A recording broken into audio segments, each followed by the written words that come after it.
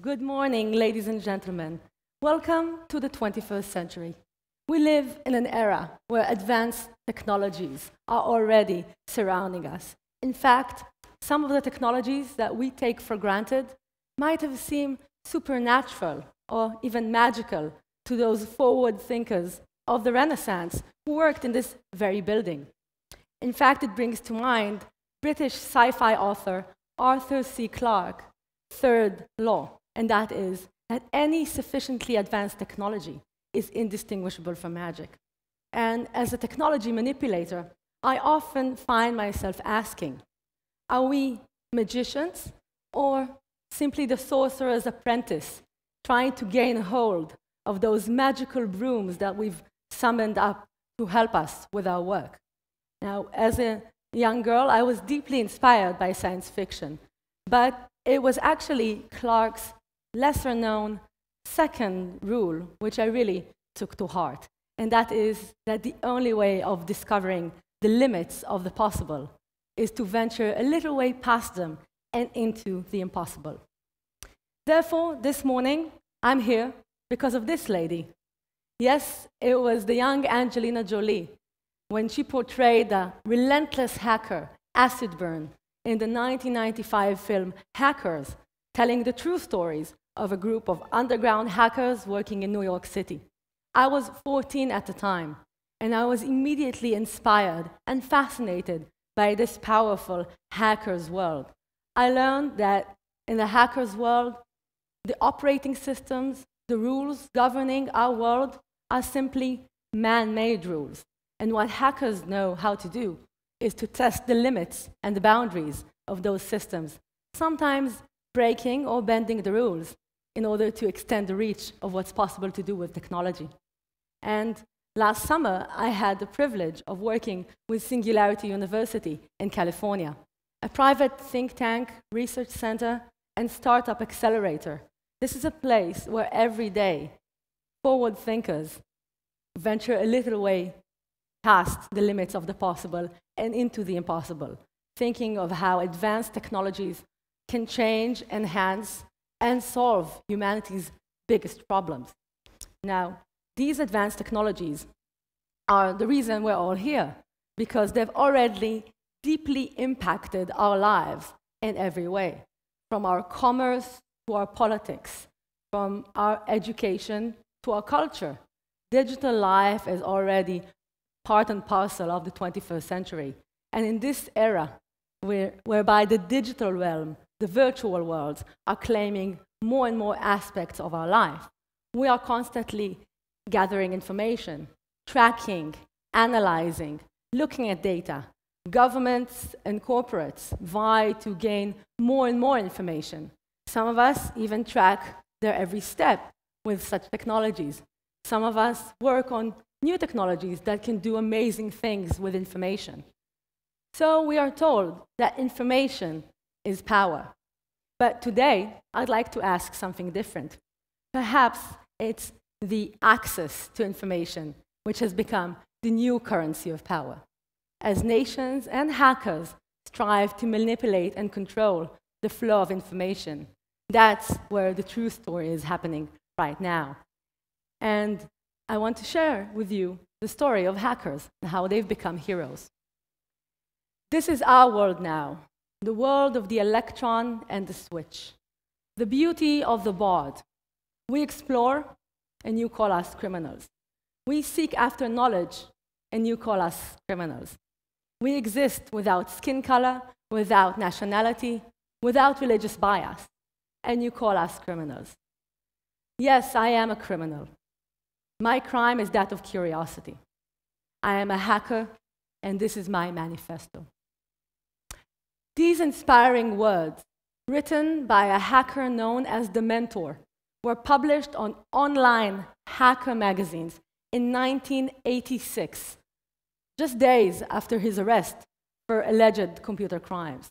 And indeed, in the first decades of the digital revolution, mainstream society and media often portrayed hackers as dangerous criminals, digital jesters bent on sabotage and destructions, powerful geeks that when bored, log on into their high school system and change their grades, but quickly graduate into manipulating strategic missile defense system, potentially creating a global catastrophe.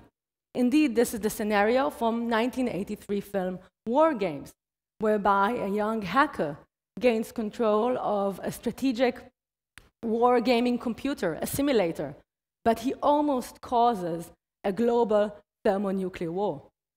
This was the last decade of the Cold War, and army generals around the world were terrified. Concepts like programmable personal computers, automated control systems, and networks were freaking the hell out of them, honestly. But let's fast forward 30 years later, and in July 2010, the summer of Stuxnet occurred. The world witnessed a piece of computer code programmed by hackers capable of disrupting nuclear facilities on the other side of the world. That code, nicknamed Stuxnet, changed the world. Now, it didn't start a nuclear war. Perhaps it helped prevent one. And whoever wrote that code are, for me, the unsung heroes of the information age. Today, we already live in a new Cold War, a digital, multi-sided one, with corporates, nations, civilians, and hackers vying to take control over cyberspace and their own identities and assets online. And the fifth domain of warfare, cyberspace, has become the most critical arena for economical, political, and cultural conflicts worldwide. So in this era of computer-generated catastrophe, the world seeks new heroes, and Hollywood imagines these powerful mortals turned superheroes with technology, tenacity, circumstance, or the power of their intellect. But far from Hollywood's imaginations are the unlikely heroes of the 21st century, the hackers. People like Bradley Manning. He didn't save Metropolis from an alien invasion like the Man of Steel, but by accessing government information and making it available to the public, he helped spark an information revolution. And another unlikely hero, perhaps a hacker icon, is the genius Aaron Swartz. This 26-year-old helped create some of the mainstay technologies and concepts of the internet we all use, like RSS, social news site Reddit, and the Creative Commons license. Unfortunately, earlier this year, he was hounded and prosecuted by the FBI for attempting to liberate academic articles from MIT. Tragically, he elected to end his own life rather than face prosecution for his crime of curiosity. And of course, this face, Julian Assange, the face of perhaps the most known anti-hero, protagonist of the hacktivist world. This is one of the founders of WikiLeaks. And Assange founded WikiLeaks, a website dedicated to exposing government and corporate information, with the premise that government and institutional secrecy and privacy can and should be eroded, much like our lives have become completely transparent for those governments and corporations. Now, I'd like us to try and separate the man from the organization.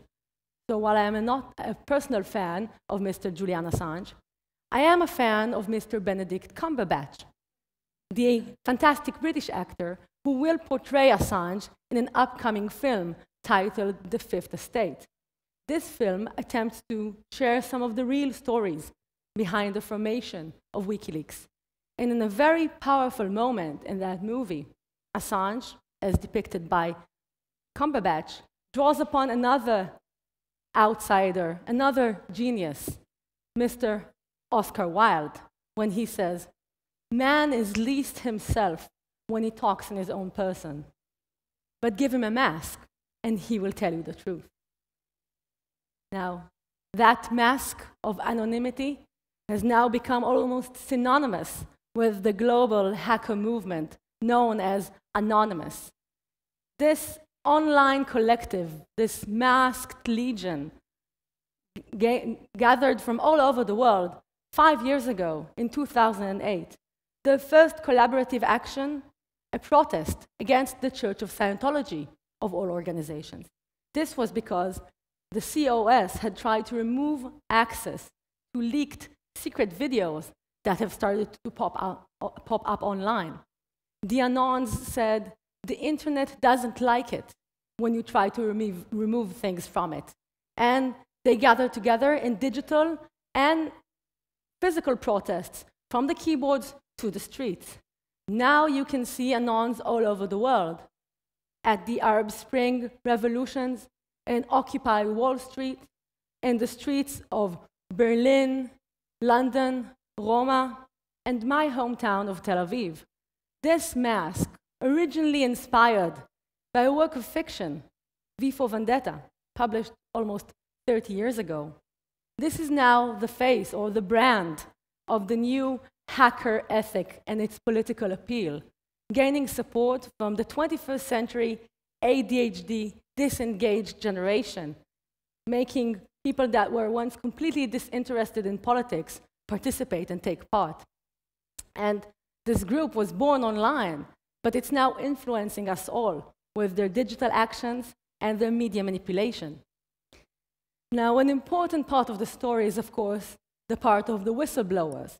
And these characters like Snowden, Manning, Schwartz, and Assange have captured the public opinion and sparked our imaginations. And they can be seen as the new cyberpunk protagonists for the 21st century, or perhaps democracy's last watchdogs. But the intense discussion surrounding their own personal fate and their prosecution, how many months they'll spend in jail, will they be extradited, I think sometimes misses the point, because the story is not about them. It's about us. It's about the fate of democracy and our civil liberties in an era of such powerful surveillance systems whose limits know no boundaries, in the words of Snowden. Now, I'd like to take us to the next frontier of hacking, with neurohackers and body modifiers, transhumanists and the like, working already right now to enhance, change, and improve the capabilities of the human body and the human mind using technology. Professor Kevin Warwick from the UK's University of Reading is nicknamed Captain Cyborg for his experiments with direct human-to-computer interfaces. He's used brain gates to control robotic arms, or chips to send signals to his wife's neural system. He's an academic visionary, a pioneer, but he doesn't stand alone. In fact, there are do-it-yourself DIY hackers out there that are doing the same things. This young woman, who calls herself Left Anonym, born in Scotland, now describes herself as a wetware hacker. She's performed do-it-yourself experiments on her own body, procedures where she's implanted RFID chips into her hand in order to control her computer, and 10 metal discs at the tips of her fingers. These metal discs provide her with a sense of electromagnetic fields. She calls it magnetic vision. I call it a sixth sense for the 21st century. And there are other pioneers like her. This is Mr. Amal Grafsta, who has had two chips implanted into both of his hands. He uses these chips to control his computer, his motorbike, a safe at his house, and other devices. And for $30 and a signed liability waiver, he will implant volunteers with RFID chips. In fact, only last month at a hacker conference near Seattle, he had 8 volunteers sign up for this painless, easy procedure. $30, that's it. But of course, hackers and security researchers are always testing the boundaries, even of such embedded technologies. This is an embedded, automated insulin pumps. Devices like these have been vastly improving the lives of diabetic patients worldwide. A few years ago, security researchers found out that these devices can be hacked. Using radio frequency signals, they managed to demonstrate sending a signal to one of these pumps which orders it to dump the remaining insulin in its reservoir into the patient's bloodstream. Potentially lethal results. So the FDA and the US government has, of course, taken note of these dangers, and they've issued reports after reports urging the medical device industry to look at the security and the dangers of these embedded medical devices and fix those bugs. A lot of this research work on embedded medical devices owes to this young fellow, a hacker called Barnaby Jack. Born in Australia, he worked most of his life in the United States. Last month, he was scheduled to deliver a live demonstration of how he can use radio frequency to control a pacemaker from afar, creating an electric shock with that pacemaker. Only a week before his scheduled demonstration, he was found lifeless in his apartment in San Francisco. Nobody knows what happened. Perhaps the information that he was about to share was considered too dangerous to share with the public. So I think hackers are oftentimes described as living in the virtual world, a separate reality to our own. However, perhaps it is them who are in the real world and us that live in a simulated reality where technology is our friend and everything's okay. In the hackers' world, they can gain access to power plants, tap into financial systems, take down perhaps governments or corporates, impact insulin pumps and pacemakers, and they have no boundaries. So I call upon you to think about the powerful capabilities of hackers. And while mainstream media and society will often describe them as operating outside, in the underground, or the boundaries, they will be seen as the villains, the self-appointed vigilantes of the information age. I think they might be our masked heroes coming to our rescue in the 21st century. And with that, I'd like you to remember that hacking is a new form of power, and that there is a new hacker ethic out there that you can all embrace and hack the planet. Thank you very much.